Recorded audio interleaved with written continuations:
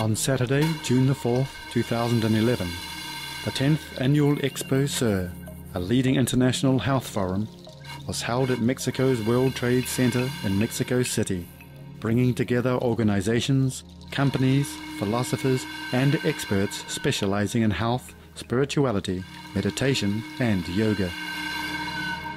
Accepting the invitation of Expo Ser's founder, Miss Mary Lou Figueroa, Supreme Master Ching Hai graced the event as the honored guest speaker via video link. Having met Supreme Master Ching Hai last year at the United Nations Climate Change Conference, Miss Figueroa was inspired by her dedicated work for the planet and humankind.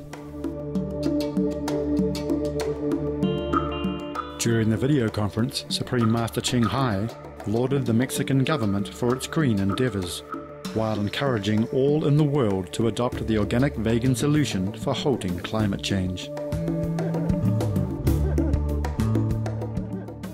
We now invite you to join us from the live video conference with Supreme Master Ching Hai, titled From Crisis to Peace, The Whole Universe is Blessing Us, held on June the 4th, 2011 in Mexico City, Mexico.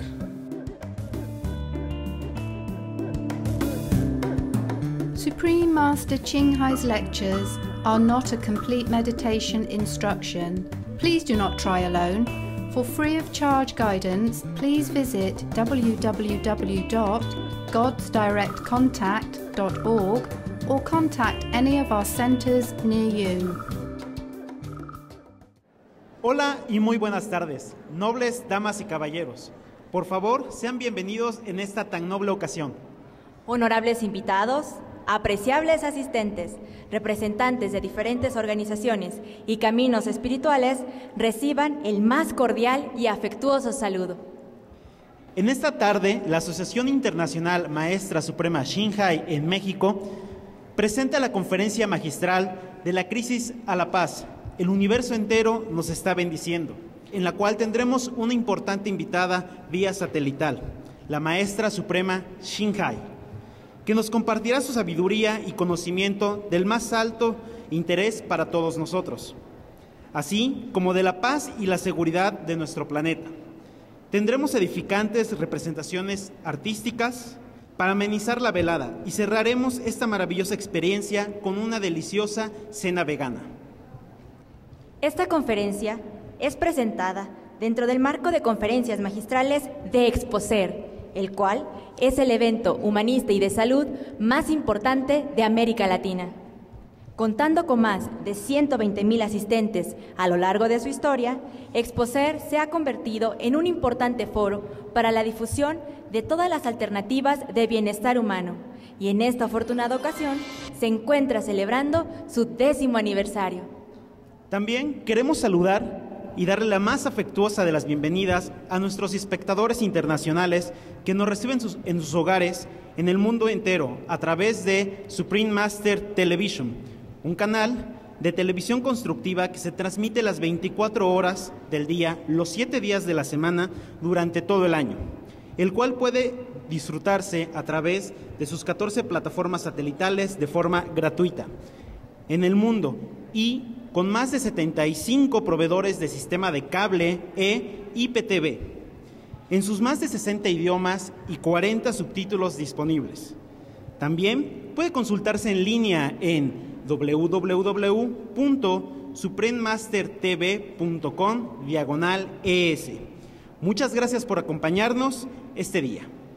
Así es, a todos ustedes, le agradecemos el honor de su presencia el día de hoy a esta conferencia magistral. Quisiéramos dar inicio con el virtuoso guitarrista, el maestro Hugo Ernesto Gracián, quien recibió el premio de virtuosismo guitarrístico en el 7º Festival Internacional de Guitarra en Morelia. Es también instructor de Educación Artística en el Instituto Nacional de Bellas Artes y ha presentado su talento en distintos ciclos de guitarra y festivales de música culta en la República Mexicana y en el extranjero, el cual nos interpretará Tauro y Virgo, de su obra Zodiaco, del compositor mexicano jalisciense Sergio Campo, Démosle un caluroso aplauso al maestro Gracián.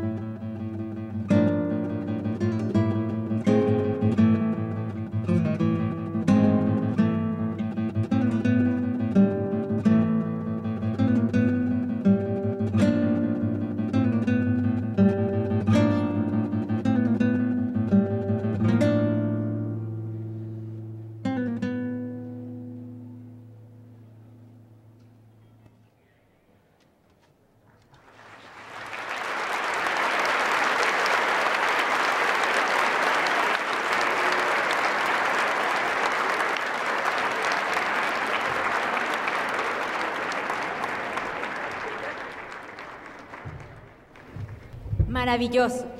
Muchísimas gracias al maestro Gracián por compartir estas bellas piezas que buscan reflejar con sus acordes las características representativas de cada signo zodiacal. Hoy queremos hacer llegar un mensaje de paz, un mensaje de amor universal que incluye a todos los seres en la creación, ya sea plantas, animales, humanos, ríos y mares. Todo aquello que comprende esta excelsa creación universal de la cual formamos parte, de nuestra gran abundante belleza de nuestra Madre Tierra. Este misericordioso planeta nos ha dado todo lo que hemos podido necesitar y más. El día de hoy está clamando por el despertar de nuestra conciencia humana celestial y por acciones efectivas para restaurar su glorioso y perfecto estado original. Quisiéramos ahora tomar la oportunidad de presentarles a una persona, un individuo extraordinario y ejemplar, que es la inspiración de nuestra asociación internacional. La maestra suprema Chin Hai es una maestra espiritual, artista y filántropa vegana, reconocida a nivel mundial, que ha dedicado toda su vida al servicio desinteresado de la humanidad, extendiendo su amor más allá de las barreras culturales, raciales y de especie. En pocas palabras, un gran ser de luz que se interesa por todos nosotros, por la paz de nuestro planeta y por el medio ambiente. Vivir en un mundo de paz y amor es un sueño compartido por todos los seres de esta tierra. La humanidad debe caminar junta este sendero y redoblar esfuerzos para hacerlo realidad. El tiempo ha llegado y solo es necesario ser ejemplo, ser ese cambio que tanto añoramos. Ahora, quisiera invitar al escenario a la señora Rosalba Zúñiga, psicóloga y vegana, miembro de nuestra asociación en el estado de Veracruz, que compartirá con nosotros su experiencia con la Maestra Suprema Xinghai en el método de meditación Kuan Yin.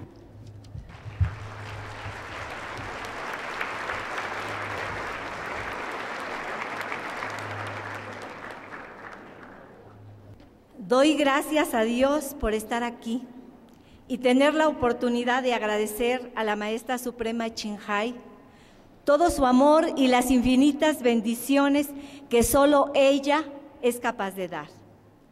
Desde niña tuve sueños muy especiales, con mucho colorido y emoción. Por ejemplo, aguas torrenciales como el diluvio, las pirámides de Egipto, pagodas chinas de puro oro florentino, con una belleza excepcional, que de niña no lo había visto ni en revistas, ni había televisión en mi tiempo y comunidad. Yo sentía que había algo más de lo que podía ver con mis sentidos. Así mi vida se convirtió en una búsqueda. Muchas veces me sentí muy pequeñita, como perdida en tanto espacio, desvalida en un mundo de caos, pero algo había en mí que me decía, llegarás mañana. ¿A dónde? No lo sabía. Buscaba explicaciones, buscaba la verdad, me cuestionaba, ¿por qué nací? ¿Por qué estoy aquí? ¿A dónde voy? Un día, siendo adolescente, escribí, quiero encontrar a Dios.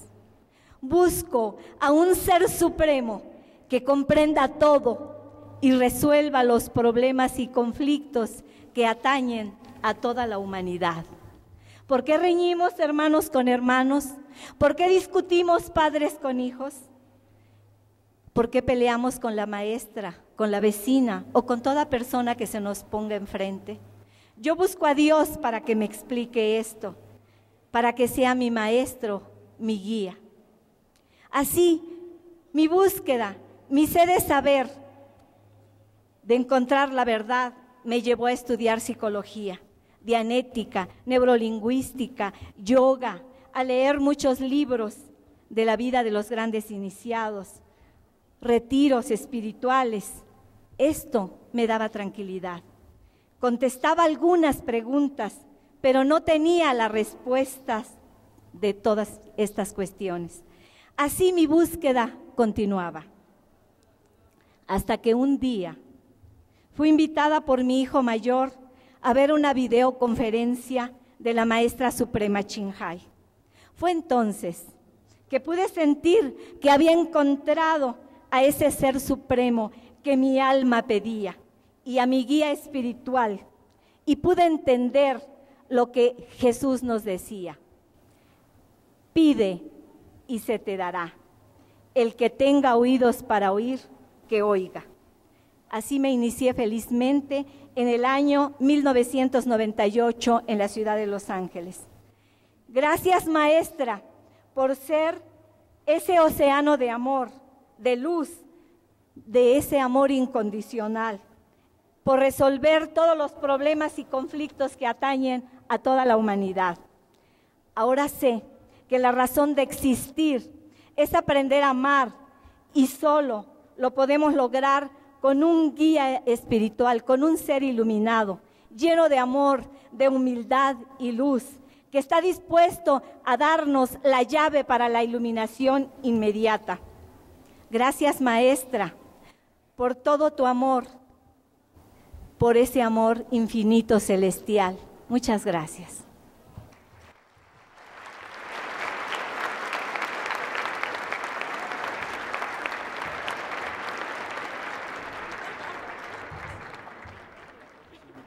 Muchas gracias por compartir con nosotros algunos de los muchos beneficios derivados de llevar una vida de amor, de compasión y de las bendiciones que se derraman en nuestras vidas cuando entramos en contacto con la naturaleza de Dios inherente a todos nosotros. Ya que sin más preámbulo, queremos darle la más cordial y afectuosa bienvenida a la Maestra Suprema Xinghai, quien de la manera más amorosa hizo espacio en su apretada agenda para aceptar la invitación como invitado especial de Expo Ser para participar en esta conferencia. Por favor, démosle una calurosa bienvenida al estilo mexicano. Hola, maestra. Buenas tardes. Buenas tardes. Oh, lovely people, Mexican. Buenas tardes. Maestra, muchas gracias por honrarnos con su presencia el día de hoy. Estamos muy contentos de que esté con nosotros. Sabemos que ha apartado su valioso tiempo para esta conferencia y queremos darle las gracias desde el fondo de nuestros corazones. Thank you very much, Master, for honoring us with your presence today. We are very happy to have you here with us. We know that you have put aside some of your valuable time for this conference, and we would like to thank you from the bottom of our hearts. Oh, I thank you for inviting me. Yeah. Gracias. Gracias. Thanks to you, Master. A ti, ¿ah? Gracias, maestra. Thank you to you. Thank you. Maestra, todos los presentes hoy nos sentimos muy honrados y privilegiados de que nos dirija un discurso con el tema de la crisis a la paz. El universo entero nos bendice. Muchas gracias, maestra. Master, all of us present today feel very privileged and honored to have you give a speech on the topic From Crisis to Peace. The whole universe is blessing us. Thank you so much, Master. Thank you. Thank you again for doing all this. Thank you for organizing this, and thank you for having me. May God bless Mexico. Thank you, Master. Thank you. I'm very happy to be with you again, the people of Mexico. And I would like to thank all the smart people at the Expo Ser in Mexico City. And I thank all the person involved in this magnificent gathering. I thank you, the organizer, the beautiful lady who has invited me here. I'm very honored to be with you on this program on your 10th anniversary. And I'm delighted to see you again, the kind and beautiful people of Mexico. I hope you are all comfortable there. It's not too hot, is it, now, Mexico? ¿Ça va? Yes, Master, we are very comfortable.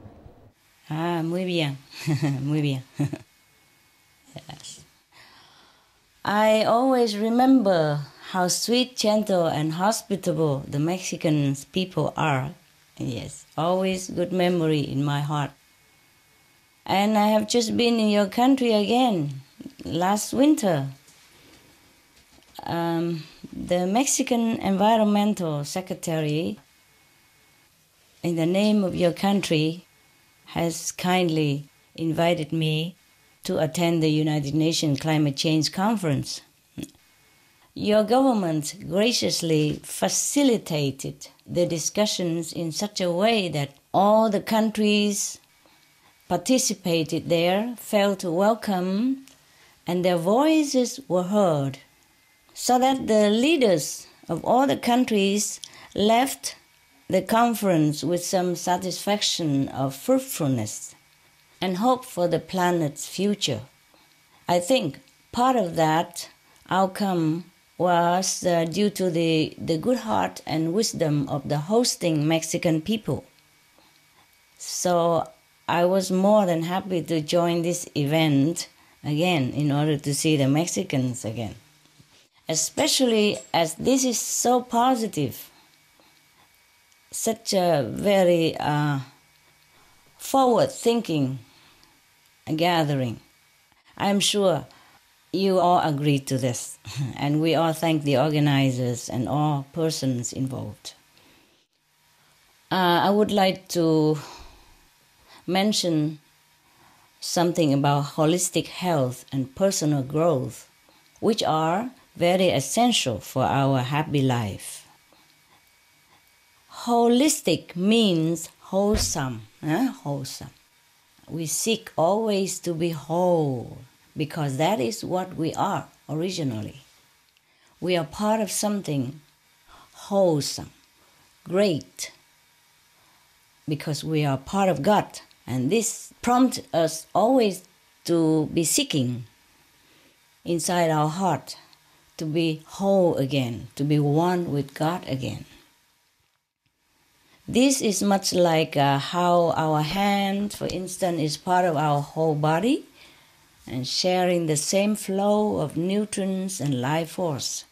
And when the body feels cold, the hands also feel especially chilled. But when the body is healthy, the hand is also healthy and strong. The nails grow longer and good, and the fingers feel pink, plump, smooth, etc. Similarly, we are also part of the whole planet. We are part of the whole planet, the whole community of worldly people, earthly people. Whatever affects our planet as a whole affects us as a person. So climate change is a most urgent case of this, as it affects our earth, ourselves, and our loved one. Climate change is becoming a very big problem, huge problem, and much sooner than we ever thought or expected.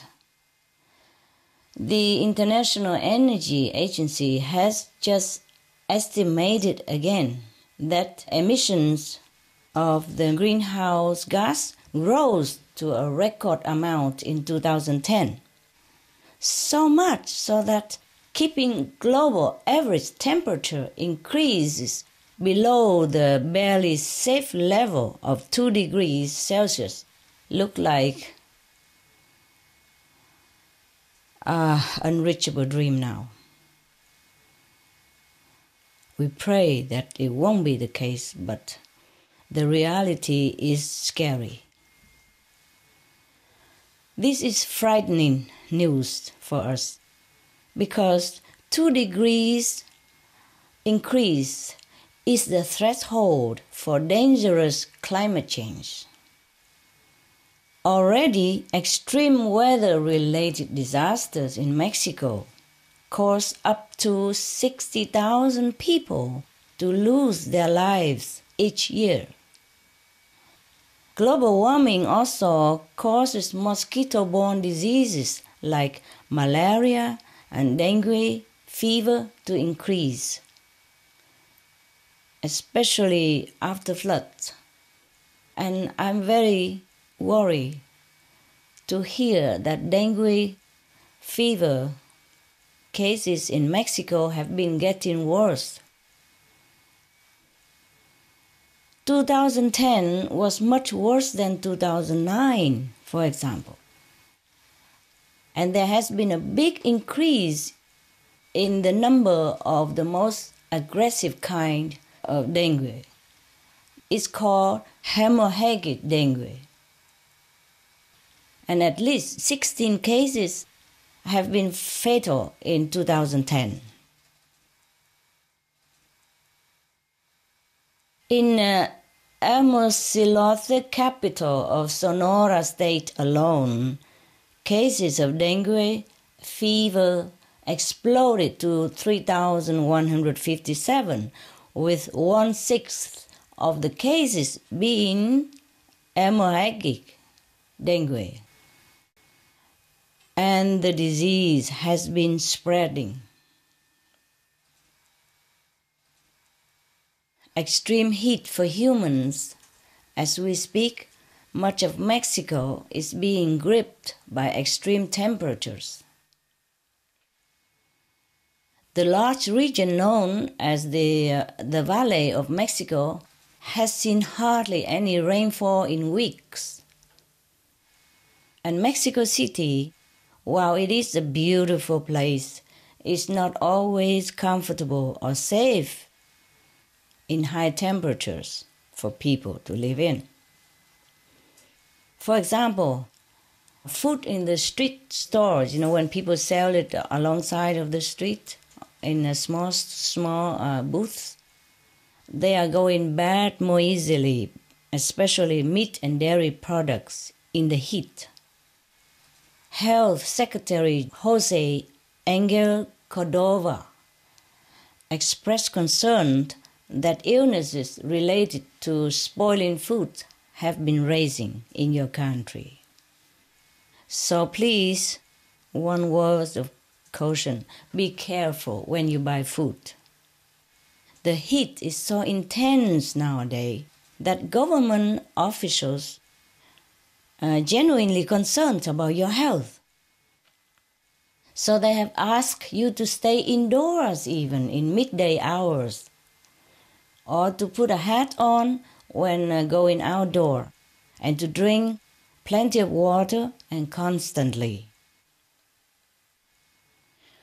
You see, climate change is very dangerous to our health, the health of our parents and our young children.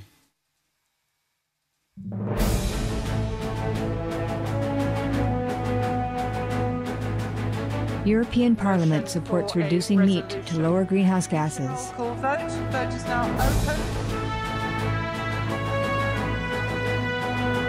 Reduce your meat consumption or stop eating meat totally.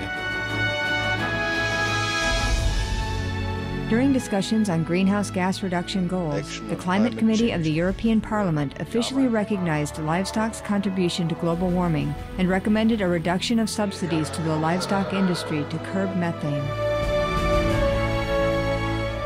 The European Parliament has adopted its own position on climate change as an institution. And as a Vice President, one of the proposals I have made is in line with your own, which is that we should eat far less meat, because that's one of the major sources of greenhouse gases. Please eat less meat, and let's make taxes on meat. That's definitely one of the issues we're talking about. I'd like to tell people what the cost is of eating meat for the environment worldwide.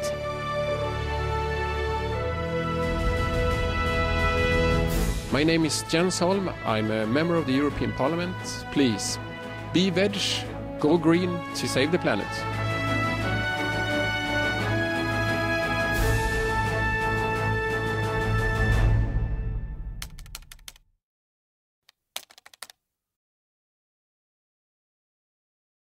Now we also have extreme heat for glaciers.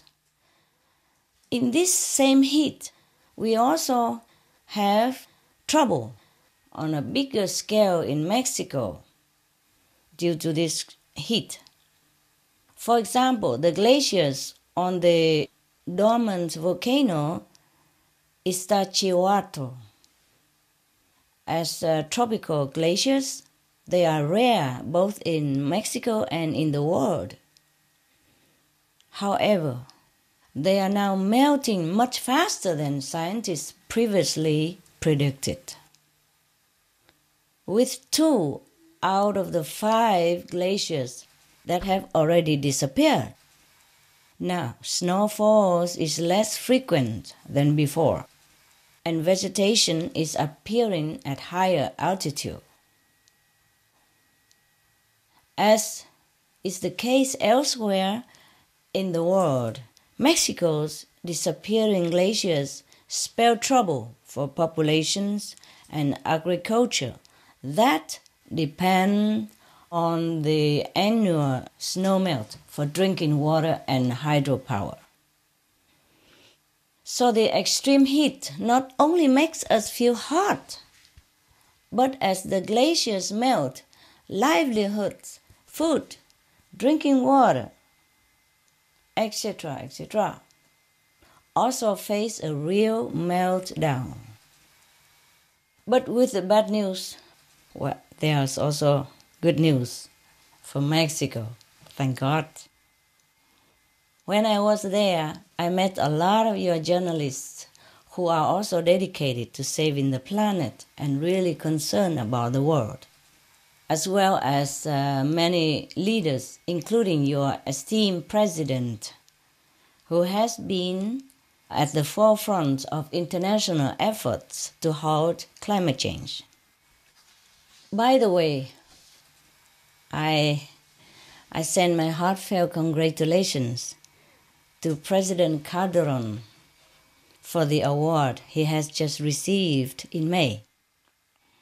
He was honored with the 2011 Champions of the Earth Prize from the United Nations Environment Program, or UNEP.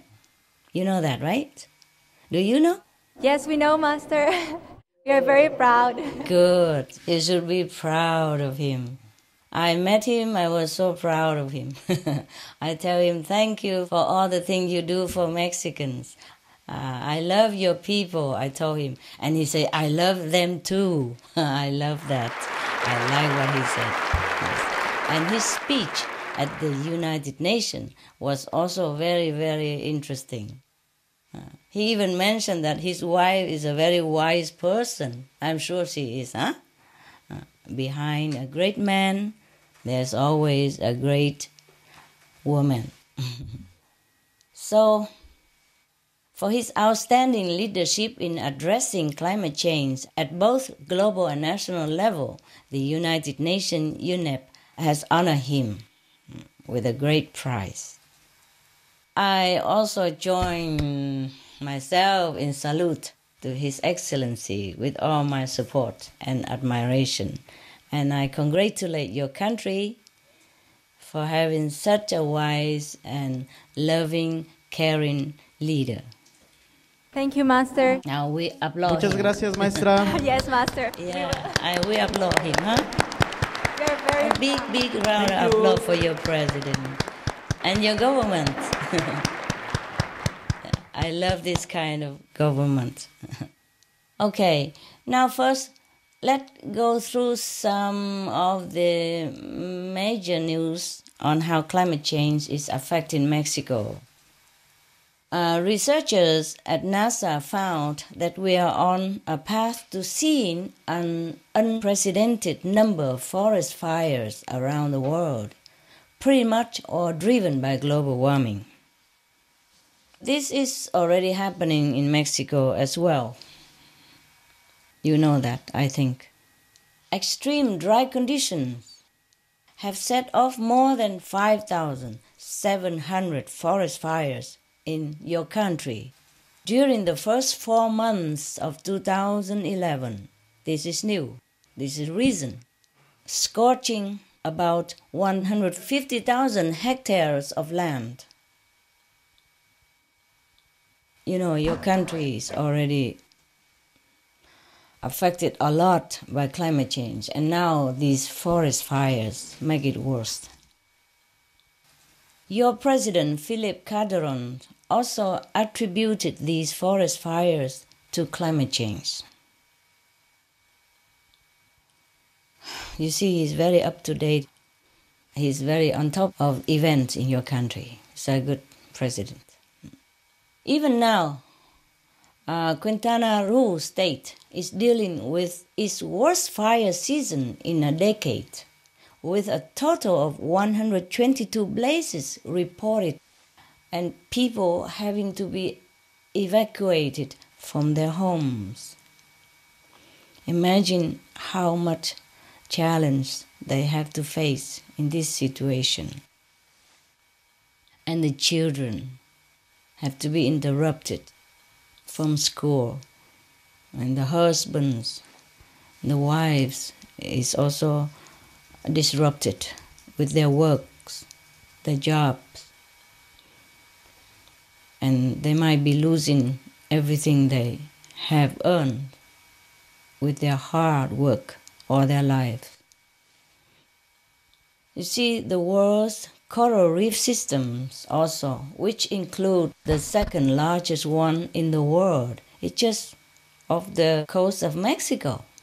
It's also experienced the second worst year of bleaching, meaning damage due to prolonged, unbearably hot temperatures in 2010.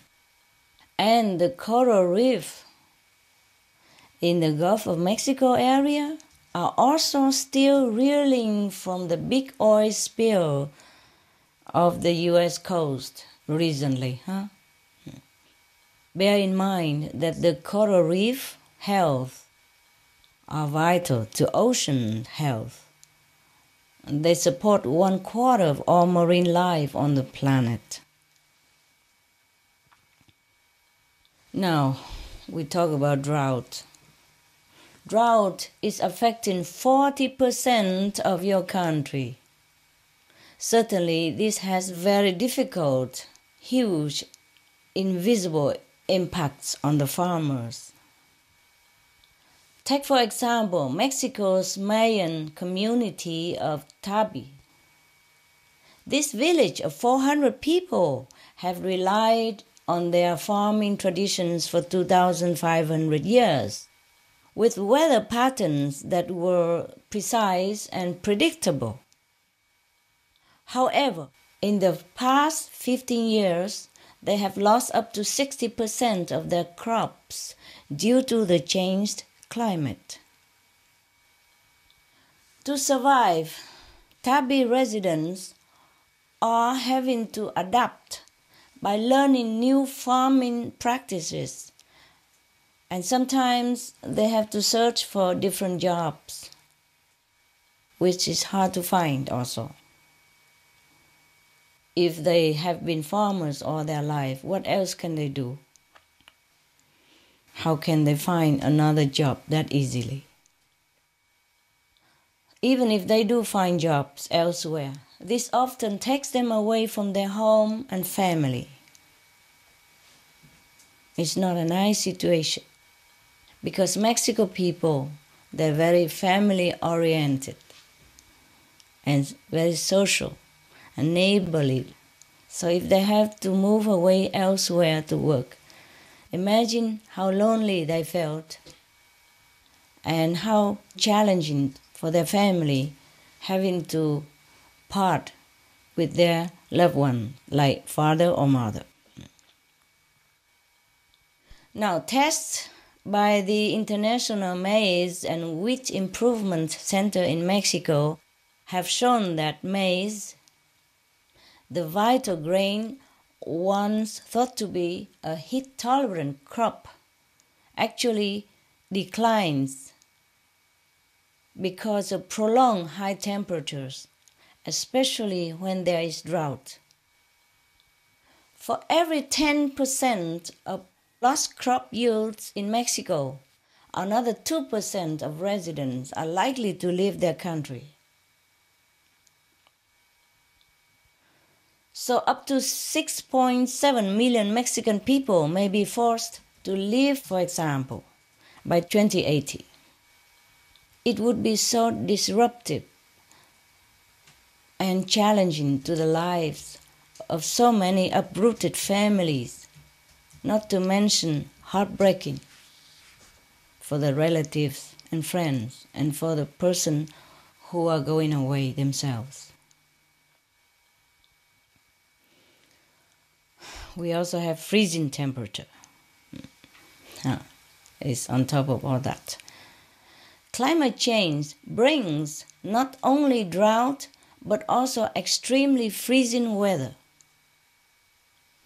The National Autonomous University of Mexico, or UNAM, released a report in February affirming that heavy snowstorms coming earlier this year in Mexico, the United States, and Europe were linked to climate change again. Even cold weather also linked to climate change. So you see, climate change affects us in many different ways, not just the heat, the drought, the flood, the disease, food shortage, etc., but even the cold. Over 4 million metric tons of maize were lost from Mexico's Sinaloa state due to severe frost conditions. In response, President Philip Calderon quickly offered federal aid to try and help farmers recover the vital crop to avoid a food shortage and high prices. Again, we applaud the President and the government of Mexico for their prompt response to crisis. But how long can the government continue helping people? How long will the storage supply last if the weather continues to be a burden to the nation and getting worse as the time go by? Also, the Mexican government witnessed climate change causing disease and loss to corn species in other parts of the world. Thus, the government wisely decided to preserve the integrity and resiliencies of her 60 native varieties of corn by turning down the offer to implement genetically modified versions. Wow, I really am impressed with your government decisions. This is a laudable eco-conscious actions and a health-conscious actions for your country, people. Really, your government care for its subject, for the health of the Mexicans. I would like you to applaud again your government and the president. Thank you, Master. Thank you, Maestra.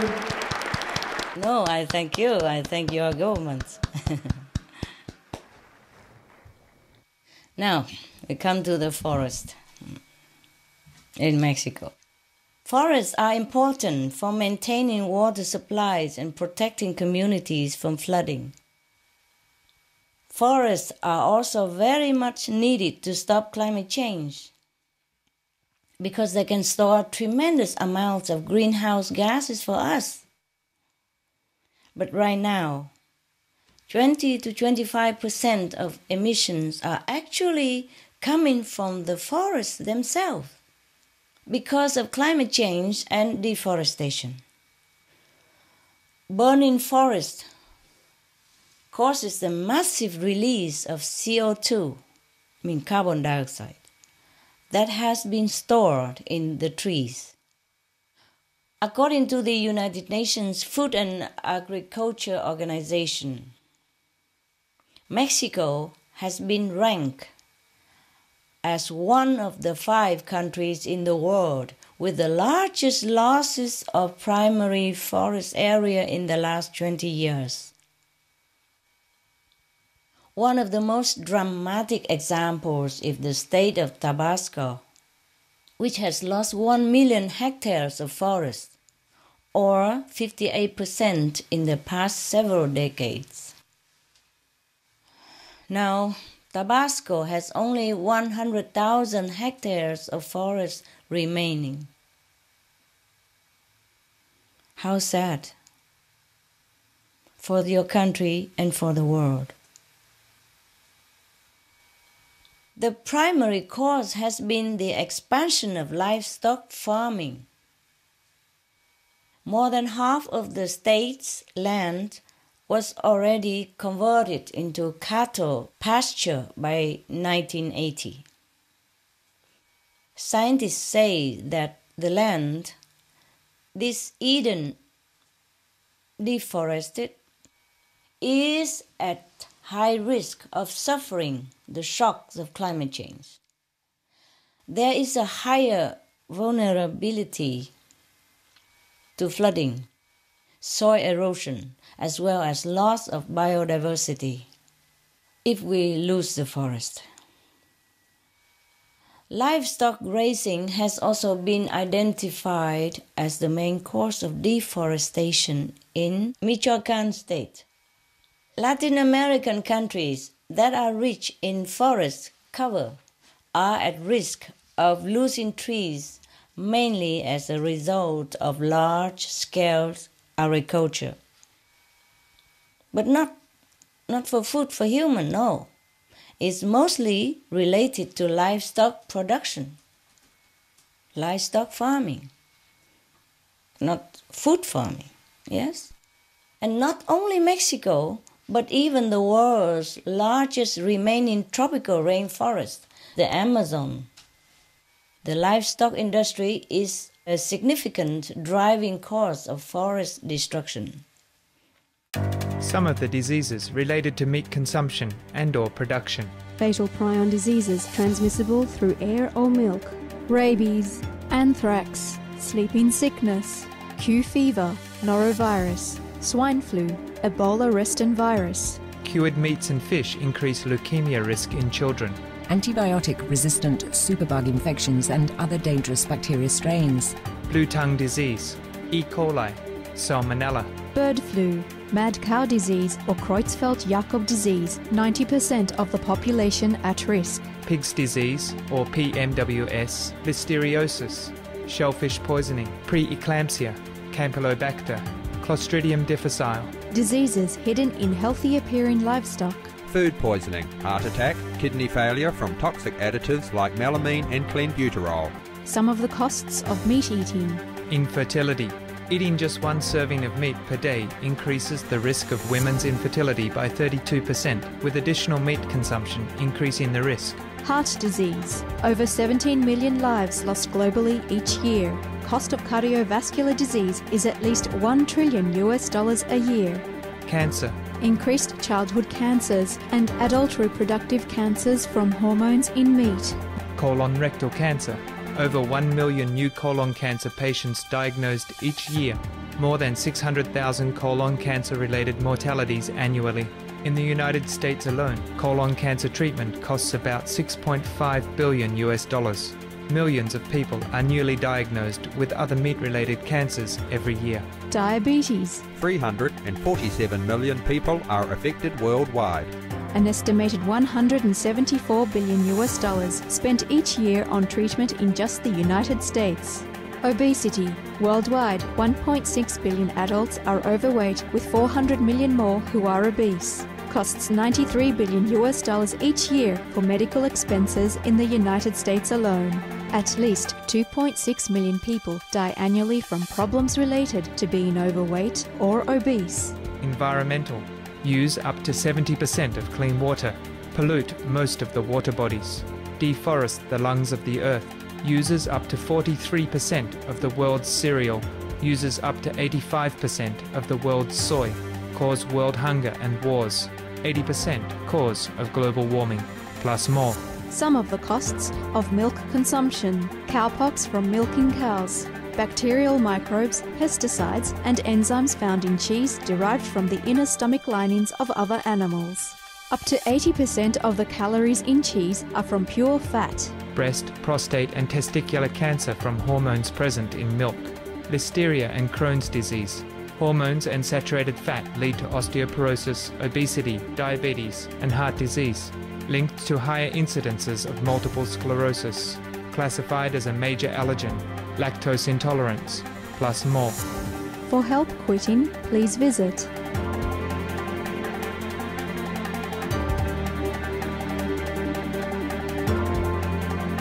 For more urgent information, please visit www.suprememastertv.com/killers. We have not been very responsible of our environment. This is a very sad thing, and it's affecting us right now. I hope deforestation will stop. We have to thank also many individuals, leaders who are working to stop deforestation. By the way, I thank them all. Let's hope the world listen and protect the lung of our planet. Not just the lung of our planet, but the health of our planet, the forest, the precious forest. Now in Mexico, still 33% of the land is covered and blessed by forest. thanks to the Mexican government who reversed the deforestation program and made it more lustful again. And just a few months ago, Mexico was lauded as the top nation, wow, in the world for sustainable management of forests. Hey? Thank you. Thank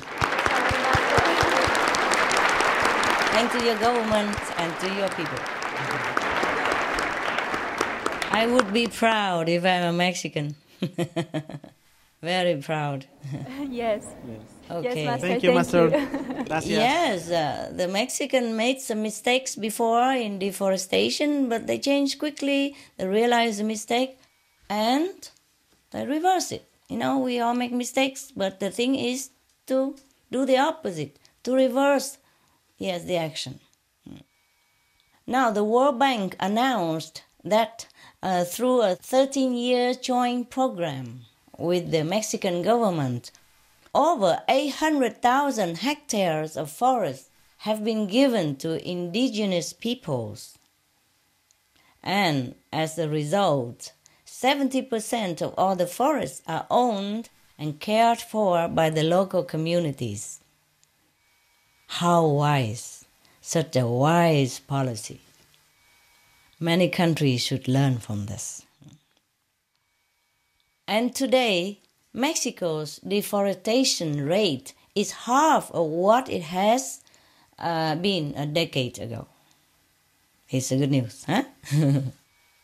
This endeavor has also facilitated general conservation, job creation, and betterment of local governance. In addition, the new jobs have enabled over 6,200 villagers to remain in their locality instead of having to move away due to work shortage. I can applaud your country forever. Gracias, maestra. Gracias. That's right. Yeah. And I can congratulate Mexicans forever also. Congratulate. And much love. God bless you.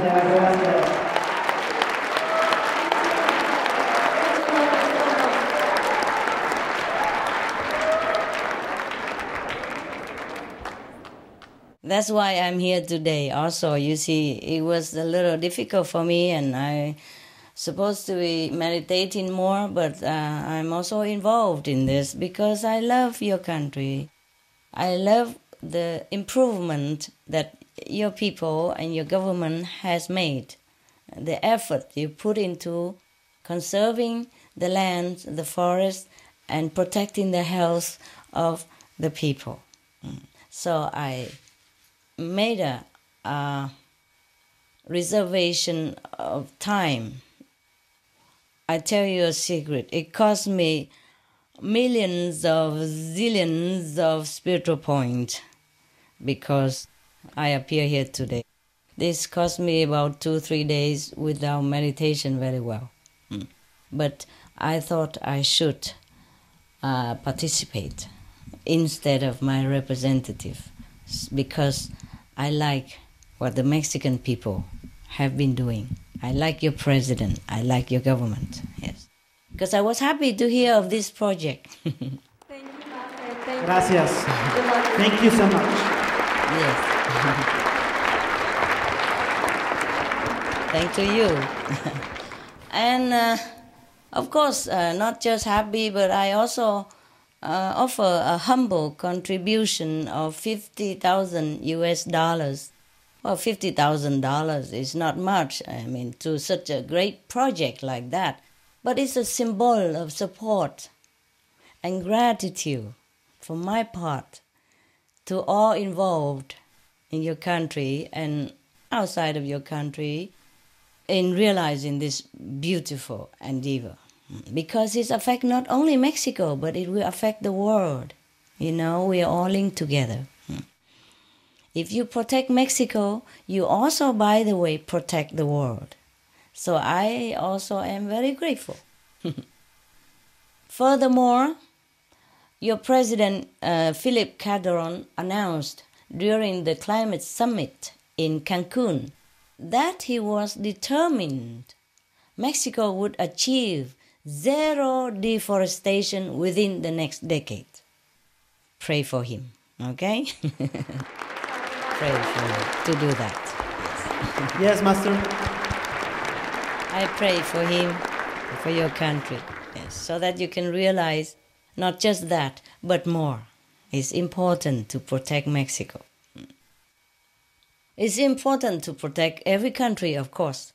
But any country who can do that, who is the forefront, we are especially grateful and give a high salute.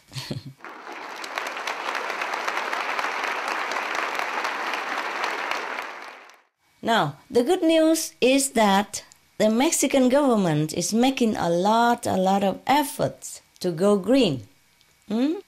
Make green cities, green village, planting more trees, reforestation, etc., etc. Not just in protecting forest, but in all sectors. Bravo, Mexico! Bravo! Gracias, maestra. Thank you so much. Gracias. A ti, a todos, a todos. Very happy you're telling us all this. Mexico City Go Green. Now, a number of environmental initiatives have been enhancing Mexico City and other urban areas.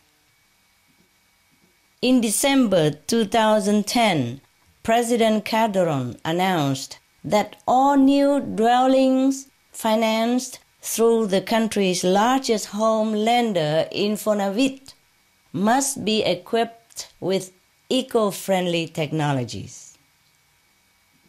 Mexico's urban areas are also implementing green roof technologies at an unprecedented pace, with Mexico City become the first in Latin America to adopt standards for their installation and featuring more than 20,000 square meters of naturalized roof space thus far. Wow. Wow. That's a lot. Other cities are also bringing in a green roof. Meanwhile, edible gardens are sprouting up on roadsides and roundabouts as well as above homes and other buildings. Mexico City is promoting 184 such projects that allow residents to participate in urban agriculture. In addition to the added food security, the gardens are making cities more attractive, more livable, more beautiful, more green, more sustainable. Wow. Good country. Now, we have some more solutions.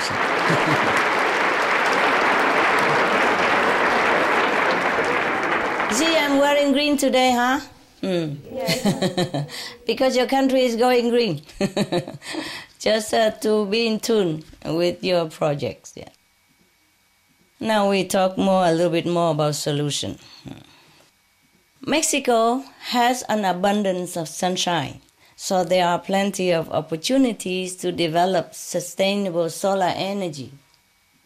Windy areas also can be used to gather wind energy. Your government is surely correct in forecasting that the business sector will also thrive in the coming sustainable future. It's not just protecting the land and the people. These kind of projects will also offer more jobs, opportunity, and new exciting jobs, for the people, yes. But of course, that is not all, because we have an urgent danger facing us, yes. So we still have to solve the problem of climate change more at its root. Also, we still have to address food security. which is becoming an increasingly urgent matter for human survival. With all the droughts and wildfires Mexico is facing, food security is really at risk. And climate change, through droughts and floods that destroy crops, is of course a major cause of high food price and food insecurity. In fact, the founder of the Earth Policy Institute, Lester Brown, who is a respected U.S. environmental leader, stated that climate change is happening so fast right now that we need to reduce emissions, greenhouse gas emissions, 80% by 2020 to protect global food supplies, even. Just food supplies, even. Not 80% by 2050, as suggested before, which is the date discussed by many politicians. But 80% now, soon, by 2020, maximum. Because if we lose food security, our civilization could collapse. Moral standard even could collapse. People's health could deteriorate. Happiness could also collapse. Nation could collapse. Every other things might also collapse. Lester Brown and others point out that the great Mayan civilization in Mexico may have fallen when it lost control over its food supply. Climatologists say that we are facing the same danger now, today. If it happened before, it could happen again. So, how do we reduce greenhouse gas emissions 80% by 2020? How do we do that? How do we keep the global temperature at safe levels? There is a solution. A few months ago, the United Nations proposed that the best way to bring about cooling, rather than focusing on carbon dioxide, would be to reduce the shorter-lived global warming agents. These include methane, black carbon, and ground-level ozone. Dr. Drew Shindo at NASA led a team of scientists who estimate that when the effects of all these are added together, they are equal to the carbon dioxide, CO2. But because they dissipate much faster from the atmosphere, they bring a much bigger benefit to us in the short term. This is our best chance for quickly reversing the climate change. Cut it off, the danger. For example, whereas CO2 can take hundreds, if not thousands of years to dissipate from the atmosphere, most methane is gone in about 12 years. And methane's number one source from human activity is livestock raising, animals agriculture, animals products, animals industry, which cause methane gas to warm up our planet. Based on research, a significant cause of black carbon release is also livestock raising. Everything points to livestock raising. Because the burning of forests or fields to create grazing pasture or crops to feed the livestock causes black soot to be carried by wind currents all the way to glaciers and ice caps, where it speeds their melting, thus warm up the planet even more. The third short-lived agent is ozone. Ozone is a component of smoke, and we usually think that it is caused from car exhaust. But a major building block is also methane. In some rural places like California's Central Valley in the US, people don't understand why there is ozone, even though there aren't many cars there. But this region has a lot of livestock. That's why. And that's the reason Dr. Shindo and the other scientists stated that if we reduce methane, the ozone will also go away. And ozone dissipates from the atmosphere in a period of a few hours or weeks. So if we don't have these warming agents, then our planet will cool off. Very logical and simple. That is fast, just a few weeks. So the fastest way to reverse climate change is quickly reduce methane, ozone, and black carbon. And how? Again, the fastest, cheapest way to do this is to stop raising animals for human consumption. Water scarcity is also a serious problem because without enough water, we cannot grow food.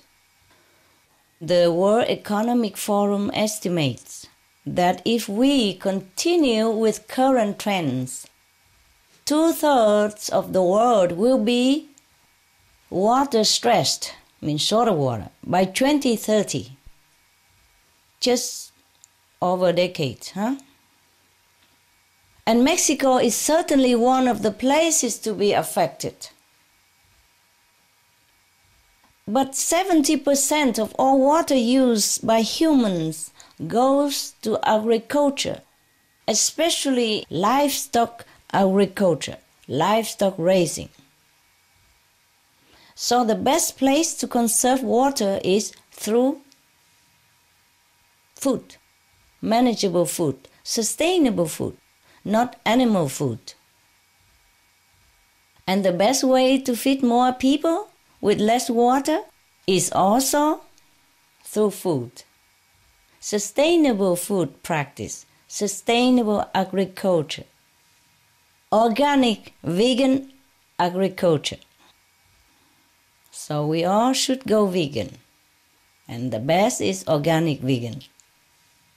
The 20 water centers in the Netherlands have found that the most efficient way to grow protein, calories, and fats is through a plant-based diet.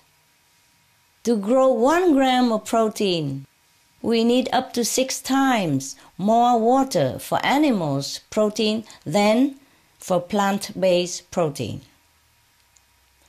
It is the same with calories. It takes 20 times more water to grow calories from beef than to grow it from grains or potatoes. So to feed more people with less water, the best way is to be vegan, and organic vegan to be exact. Organic because it minimizes the use of chemicals as well, which is very, very harmful to the environment and to our health, and also worsen global warming effects, such as oceanic dead zones.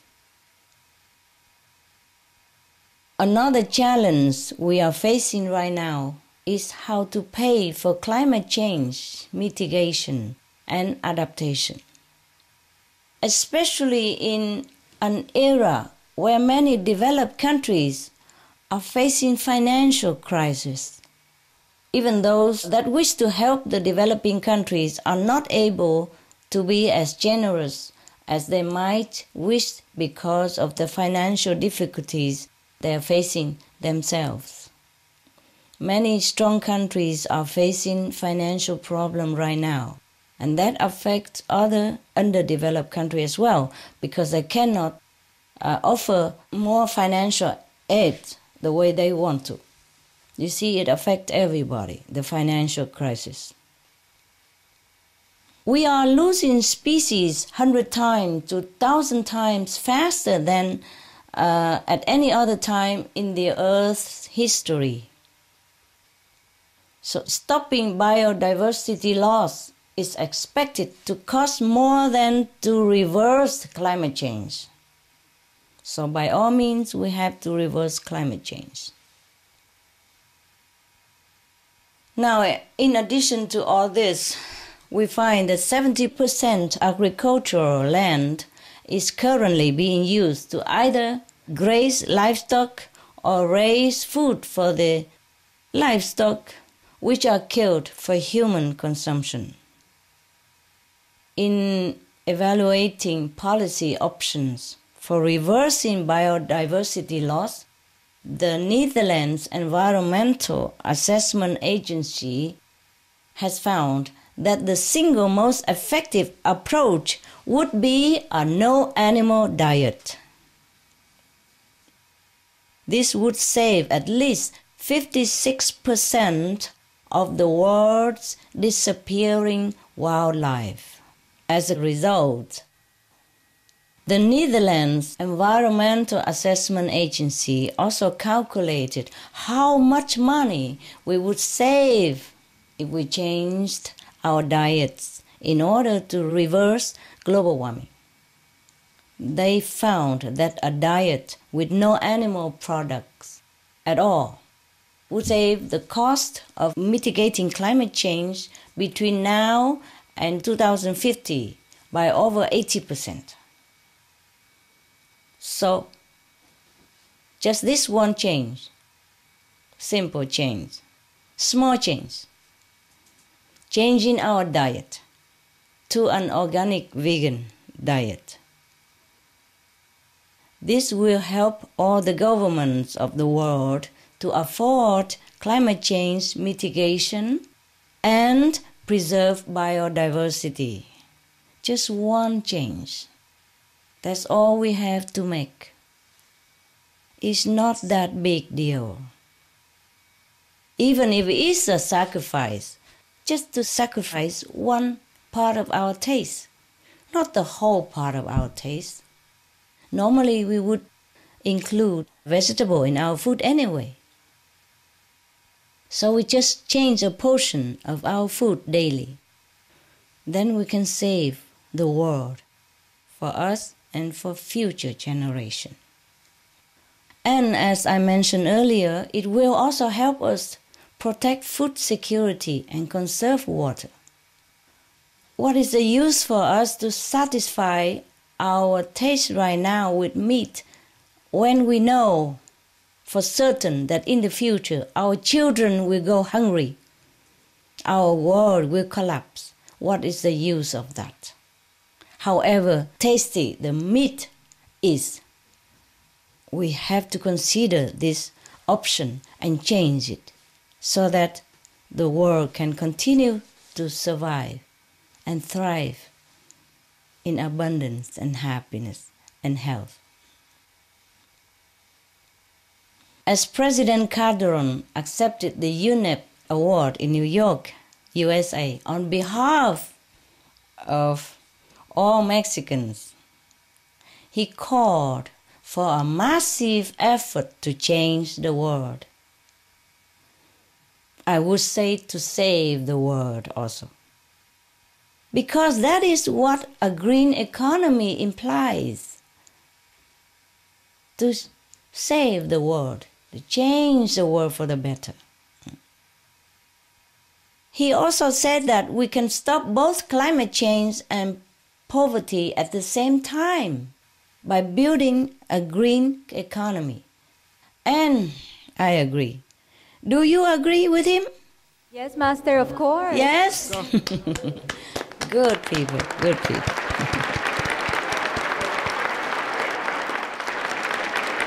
Yeah, I can talk about Mexico forever, eh? But I will stop quickly soon. Are you okay? You still interested? Yes, Master, of course. I continue a while? Yes, please. Yes, please. Yes. So a green economy is one that is powered by clean energy sources. We should fuel the economy with the cleanest fuel to keep our air, our water and land clean and our health in good condition. Because everything that is not good for the environment is not good for our health as well. All the chemicals of the agriculture, all the waste from the animals' agriculture run off into the river, into our stream, into the ocean, and we drink this water, we use the ocean, everything will affect our health. That's why people are more sick nowadays, despite all the new invention, new discovery of medicines and different fashions, more hospitals than ever before. When we say we were not so developed right now we are more developed, we have more hospital, more illness, and more incurable disease. Even in the 21st century already, we are facing more and more new incurable disease all the time.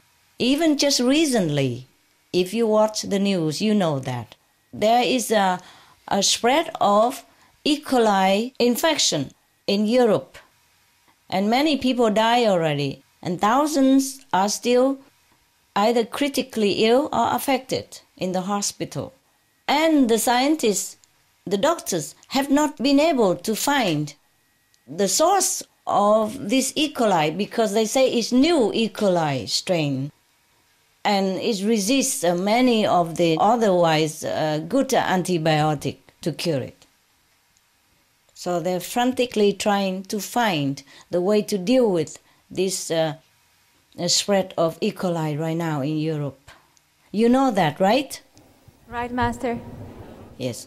I haven't watched the news yesterday and today because I cannot. Situation is not favorable to watch. Have they found the cure for E. coli yet? Anybody know? For the new one, the new strain of E. coli. Have they found it yet? No, not yet, Master. No, not yet. See? Yes, my God. And people keep dying if they don't find it soon enough. Because this E. coli strain is new and they resist the normal antibiotic, which would usually cure it. So the doctors in Europe are very, very concerned, very worried and panic. Many people are panicking right now. And that affects the economy as well. You know, Spain lost many hundreds of thousands of dollars because people refused to buy their cucumber. And then finally they have stated that no, these organic cucumber are innocent. It's not the cause for the E. coli illness as originally thought and blamed for. But it's too late. I mean, the Spanish farmers have lost so much money already because people don't buy their products. And other vegetable as well, because they suspected vegetable infect people, but it's not. It wasn't a vegetable. You see, E. coli can even jump onto the vegetable from the midsection or by handling, by people. When they're handling, if the people are sick, the vegetable may be also contaminated. It was even organic cucumber, and they blamed the organic cucumbers for the E. coli strain, but it was not at all. Thanks God for that. Otherwise, oh dear. Poor Spain. Poor cucumber. Huh? Poor innocent cucumber. Also, we should not just fuel our system with a clean fuel, but we also should fuel ourselves with the best, most clean and efficient energy source as well. Again, I'm talking about food. This our best fuel is a vegan food, the life-saving organic vegan food. Fortunately, Mexico already has a head start in organic vegan farming. In all of Latin America, Mexico is one of the top three of 4 countries with the highest shares of organic crop farmland and some of the highest numbers of organic farmers again. Oh, beautiful Mexico. Gracias, maestra. Gracias. Some of the benefits of a vegetarian diet: lowers blood pressure, lowers cholesterol levels, reduces type 2 diabetes, prevents stroke conditions, reverses atherosclerosis, reduces heart disease risk 50%, reduces heart surgery risk 80%, prevents many forms of cancer, stronger immune system, increases life expectancy up to 15 years, higher IQ, saves 70% of a total cost of $40 trillion for reducing global warming, uses 4.5 times less land to grow food, conserves up to 70% clean water, saves 80% of the cleared Amazonian rainforest from animal grazing, a solution for world hunger, free up 3.4 billion hectares of land, free up 760 million tons of grain every year, half the world's grain supply, consumes 1/3 fossil fuels of those used for meat production, reduces pollution from untreated animal waste, maintains cleaner air, saves 4.5 tons of emissions per U.S. household per year, stop 80% of global warming, plus more.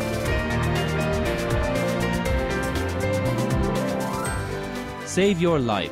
Be veg, go green. For more urgent information, please visit www.suprememastertv.com/save-our-planet.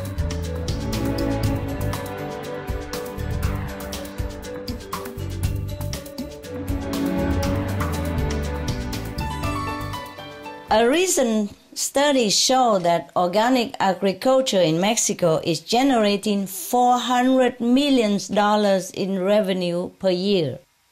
And that, for Mexico's standard, is a lot of money, isn't it? Yes, it's a lot. Yes. In 2010, your government approved the law of organic products in Mexico, joining 37 other countries with full regulations on organic product certification. Lovely. We have all heard that when we eat something, we become what we eat. So we consume the energy of the animal, which is full of fear and panic. Well, today, eating animal products means we also consume the energy of tremendous destruction involved.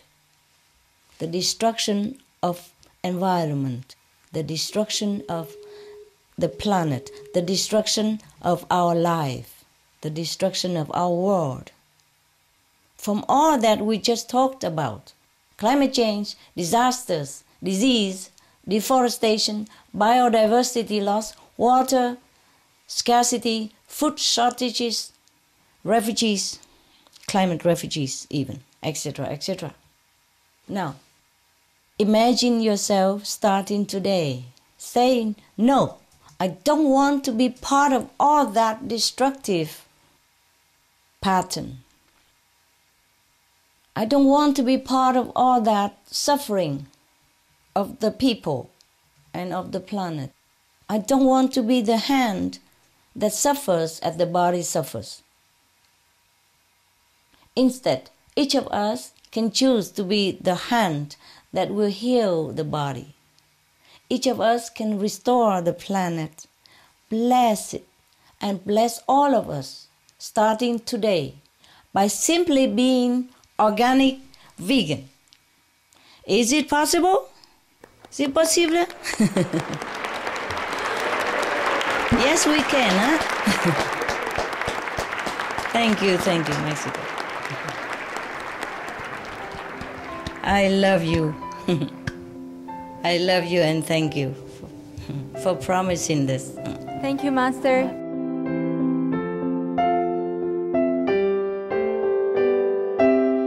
Bueno, creo que es algo ya absolutamente necesario. Esto que está haciendo la maestra tendría que difundirse a todos los niveles educativos, a todos los niveles sociales, empezando por los hogares, para que realmente haya un cambio en la humanidad, que ya es urgente, y creo que ha sido una gran labor que han desarrollado a través de la asociación, muy importante, con mucho esfuerzo. En mi personal opinión es un acto en este tiempo donde la Tierra necesita tantas atenciones y esta alternativa actual es muy importante en una salud personal y en una salud mundial, ¿no? Me gusta mucho la filosofía que nos comparte esta maestra y por supuesto que también disfruto mucho de la comida vegetariana. Es algo de lo cual disfruto mucho. Es un excelente estilo de vida, es para vivir más sano. La conferencia estuvo muy práctica para las personas que somos de aquí de México y vivir mejor, ¿no? Fue una excelente conferencia. Optar por una vida vegana, yo creo que es una forma de vida muy saludable y además que es una forma de ayudar al planeta y de ayudar a los animales, y es una forma noble, ¿no? Como dice la maestra, de compasión, y es una forma también amorosa hacia nosotros y hacia el mundo.